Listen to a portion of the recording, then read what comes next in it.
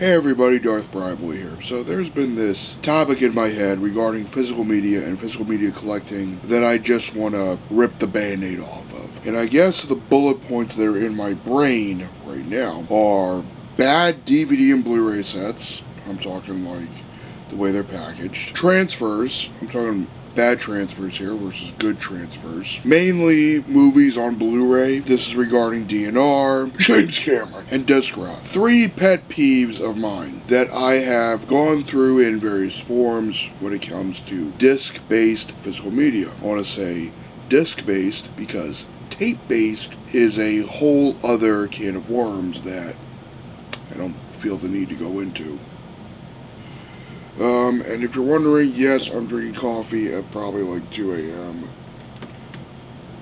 1:34 a.m., but this is decaf. So I got a prime contender for an impulse buy of a show that I'm loving so far, but in hindsight has been a bitch to watch. It's this box set of Dexter. It contains the original series as well as one of the spin-offs. I thought at the time this was the everything of the show Dexter. I thought, oh, I'll now have a convenient way to watch this TV show. I'll be able to watch it in good enough quality, and I'm surprised for a DVD set. It looks great on my 55-inch TV. Now, when I upscale it to 4K, that's when it starts to show that, yeah, you're watching a DVD here. And the problem is, I'm loving this show so far. I'm on season 4 with the Trinity Killer. Watch this show. I'm loving it. What I'm not loving is the DVD set itself.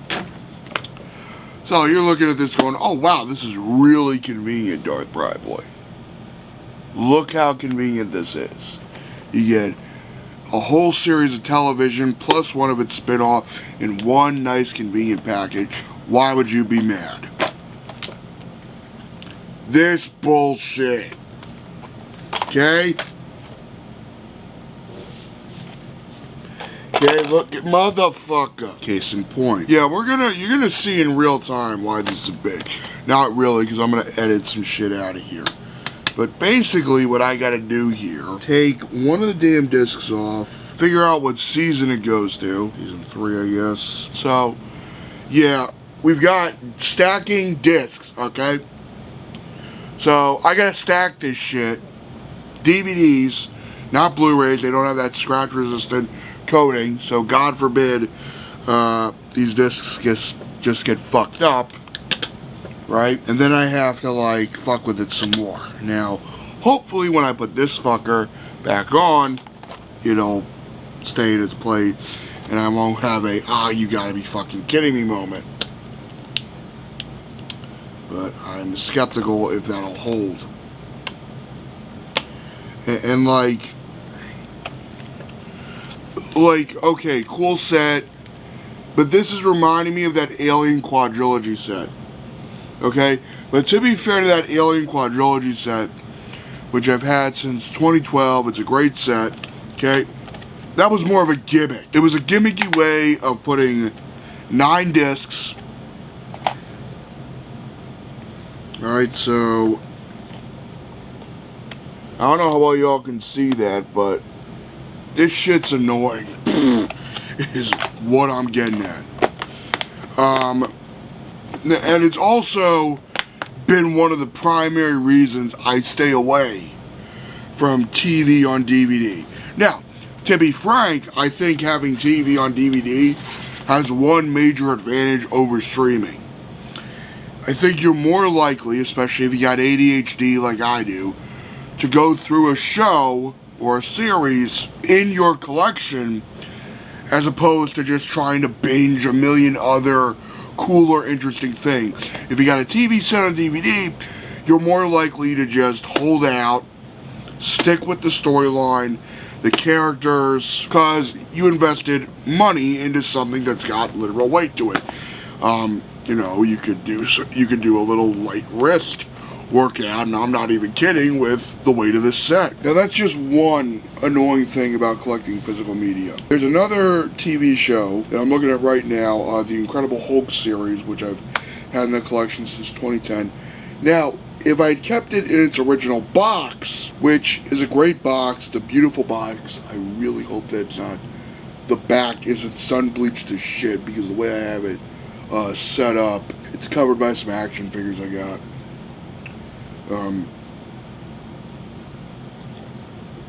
And I'm looking at the shelf, and it's kind of ironic now, because I got a Harley Quinn figure. I got Margot Robbie's Harley Quinn from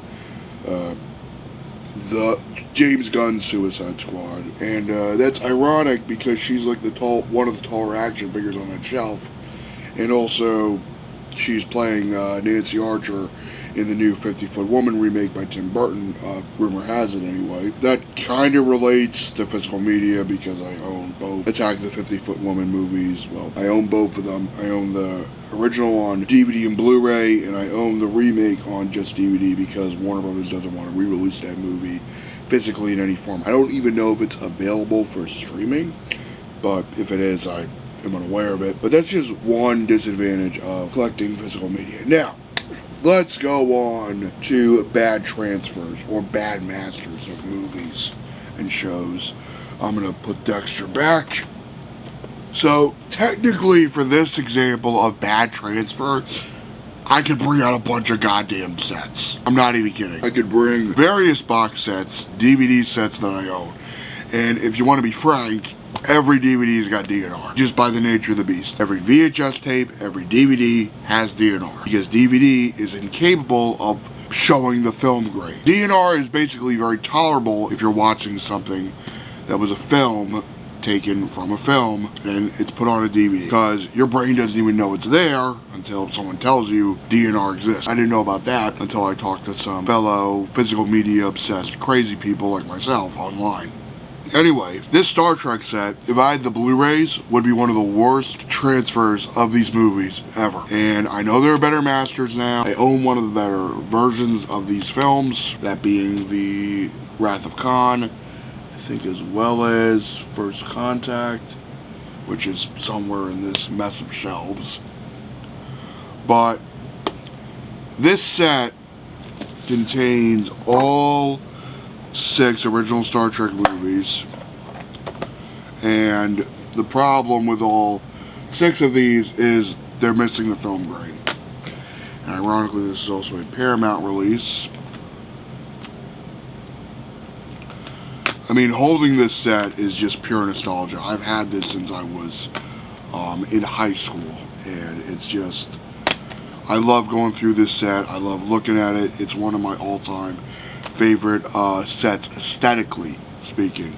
I think aesthetically this set is absolutely gorgeous, and it is one of the best sets I have ever owned. And unfortunately, due to this fragile piece of plastic, I've actually had to put a piece of Scotch tape here, which I don't know how well you can see, if at all. There is a piece of Scotch tape on here because I would just go through this set so much. But that's ignoring the god-awful transfers of these. But I will admit, having them on DVD, you wouldn't even know it. You got the DVDs of these, you're fine. And if you also don't really give a shit about DNR, which I'm mixed on because I've got so many sets that have DNR. I know the DVDs have DNR. And when it comes to DVDs, it's more tolerable. Perhaps, and a necessary evil, because I would rather have a DVD that's gone through DNR and looks good, upscaled to 1080p or 4K, than a crappy 4x3 transfer of a movie, which some of the movies I have. Now, let's go to a set that has no fucking reason to have DNR, a format where it makes no sense to have DNR on it, but it does because the director has lost his goddamn mind. James Cameron is what I call a dumb, smart person. Somebody you know is intellectually brilliant. Someone who, when they speak, have this level of authority, have this level of self-assurance, and have a catalog of work that they've done where you know they know their shit, and you know because they know their shit, they should know better. And because you know they should know better, you hold them to a higher standard. I find it real interesting. Just this, sounds pretentious to say this, the intellectual divide between men like Tarantino and Christopher Nolan versus people like James Cameron and George Lucas to some extent, where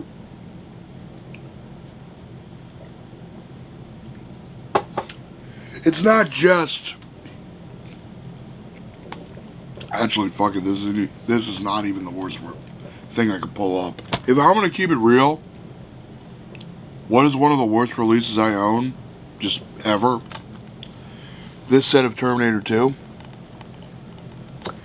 And it's gonna lead into another thing I want to talk about regarding annoyances of physical media collecting. So, when it comes to physical media, and 4K and Blu-ray, specifically, ironically these are two Cameron films, but I think between the two of these, this is far more tolerable in terms of DNR. The DNR is still there. The DNR has no reason to be there. It should have film grain. It should look like a movie shot in the 80s. As this should look like a movie shot in the 90s. But alas, brilliant director, but he is so blinded by his own hubris that he feels the need to correct and change perfection. Sounds like another filmmaker I'm a fan of, George Lucas. So I guess that's why I brought them up in that comparison. This transfer is god awful. Now, at the time, I think I got this at my local Walmart. There's a video of this that I shot in 2019, you can go look it up, where I actually go through this transfer, and I think I had just gotten the old TV repaired as well, so I'm thinking, how bad can it be, really? I mean, really, it's Terminator 2, it's James Cameron, it can't be that bad. Oh boy, I was a dumbass. I watched the theatrical cut all the way through, and the DNR was horrible, but not horrible enough to where I felt the need to return this Blu-ray. In fact, looking at this is going to dive into another topic, and it transitions perfectly into that topic. So I got this in 2019. And I know for a fact that this movie has disc rot. Now, people in my Blu-ray disc rot video have tried to say it's heat warping, it's this thing, it's technically this. I don't care what the technical term is. All I know, whatever is causing the layers on some Blu-rays I have to separate, caused by humidity down here, that some of my movies won't work or play properly. And because Blu-ray, unlike DVD, you can't get resurfaced, or resurfaced in a way where it'll work or is worth a damn, I had that with a video game, you get the lovely reminder that the only thing permanent in life is impermanence. But with that being said, I expect a movie that I got in 2019 to not have goddamn disc rot in 2025. 6 years, okay, for a Blu-ray to get this weird milky thing is just surreal to me. It's surreal how much of a problem this has been for me in my time collecting movies. And it's become so much of a problem that I feel the need to make several freaking videos about it. And to do what I can within my 1,100 subscriber YouTube channel to inform people of what you can do, what you should try to do, and it's the luck of the draw. May as well bring up some video games I have. So what I find really weird, I have never encountered disc rot on a video game disc. Not once. If I pull out these discs, they're going to be scratched to hell because I was a dumbass child.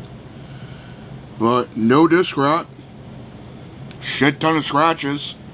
Miracle this copy of Metroid Prime 2 works. The same game I've had since 06. Super Smash Brothers. I don't know how long I've had this copy for. Ooh, hold on. Am I a dumbass?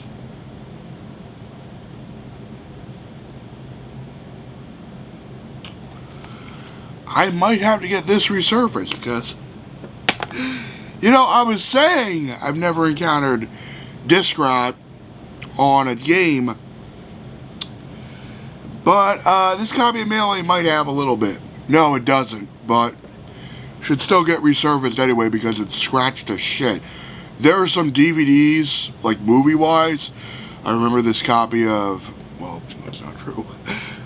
Okay, to be fair, a lot of the shit I had when I was a kid, I've had to get resurfaced at least one time because I didn't know how to store my shit properly. I remember having all my goddamn GameCube games in my Lego Star Wars 1 case, and I'm going, what the hell was I thinking? But then you go to this shit. And the disc is a little brown, but I don't think that's disc rot. All I know is if I put this in my Wii, it'll play fine. No problem. Doesn't have a milkiness. There's no transparency coming. It's not trying to show me the label of the disc. It's fine. Now, this Assassin's Creed 2 game I have played for years. And it's one of my all-time favorite games, even though I've never beaten the fucking thing, but that's a story for a different time. And this is my original copy that I've had since 2012, late 2012, maybe December of 2012. PS3 was my first Blu-ray player, for those of you that don't know, and I still have it to this day. I've never had to replace the laser, only the hard drive. Just a little bit of trivia of me and that game console. But I guess what I'm trying to look at is this. What's the general point of this video? I have grievances with physical media collecting. There are elements of this hobby that I just never took into account. Some of these factors involve deterioration of the discs, okay, or the cases, as was the case with my steelbooks, which ironically I got a new one, and I hadn't gotten a steelbook in years. Last one I got is of Black Widow, and that I knew was like a collector's thing, and I'm kind of glad I got that steelbook of Black Widow because Best Buy doesn't support physical media anymore. Not even on the damn website. So that sucks. So I guess the conclusion is that if you like physical media, you gotta preserve your stuff. You have to make sure you have a cool, dry place to store them. Some people have done this thing of climate controlling the rooms that they store their physical media in, though I think that's more of a store thing, not really a in-home thing. I think if somebody does have that type of shit in their house, they got more money than anybody really needs. You know, you just get to the point of physical media and you look around you and you go, objectively, I have enough. I have enough Blu-rays, DVDs, video games, VHS tapes, TOMDs, which I have a bunch of those. Didn't even mention those. And it's come down to this. I love the ritual of taking a disc out of its case, holding it, looking at it, going through one of my Blu-ray players or DVD players, putting the disc in the player, and just enjoying myself down here. Because that's the beauty of physical media. It's not this online, constant stream of bullshit being thrown your way. It's not you turn on the TV and then you get a bunch of bullshit you don't care about. That's one of the annoying things about my Sony Brava, is that it's a smart TV, and because it's a new smart TV, it's just show me a bunch of bullshit I don't care about. Various apps, various promotions, ads, just a bunch of crap. And, you know, God damn it. And what we have now versus what we had then for media consumption and media viewing, it's objectively better. Now, if you're a gamer, you know, there are other factors that you can make, but from my perspective as a movie guy, I'm in heaven. I have so many means of getting films the way they should be seen, with the grain intact, with appreciating the closest thing that I can get at home to a filmmaker's vision. Sometimes I agree with that filmmaker's vision, like Tarantino or Nolan, and there are other times where I strongly disagree with that filmmaker's vision, like Lucas and Cameron. All four men, by the way, I would say are brilliant in their own right. I think I definitely said what I wanted to say on this matter. With that in mind, live long and prosper. Thank you for watching this video and have a great day.